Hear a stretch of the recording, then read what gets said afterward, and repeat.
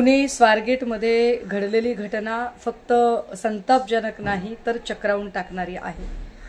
पुण्यामध्ये गेली अनेक वर्ष मी वावरते। 15 वर्षांपूर्वीच पुणे आणि आत्ताचं पुणे यात प्रचंड फरक जाणवत आहे। 10-12 वर्षापूर्वी जर पुण्याच्या शिवाजीनगर बस स्टँडवर आम्ही उतरलो आणि रिक्षा करायची ठरवली, रात्री अपरात्री जरी रिक्षा घेतली तर शिवाजीनगर पोलीस चौकीचे पोलीस यायचे आणि रिक्षाचा नंबर नोंदवून घ्यायचे। आपण सुरक्षितपणे घरी पोहोचू ही महिलांना हमी होती। मात्र ते वातावरण हळूहळू बदलत चाललंय। पुण्यातली कायदे सुव्यवस्थेची पकड अत्यंत सैल होत चाललेली आहे।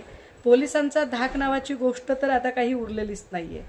वारंवार हा प्रश्न उपस्थित केला जातो की पुण्यातल्या ज्या गर्दीच्या जागा आहेत, विशेषतः शाळा, कॉलेज, बस स्टँड आणि रेल्वे स्टेशन, इथे पोलिसांची अधिकची गस्त वाढवली पाहिजे।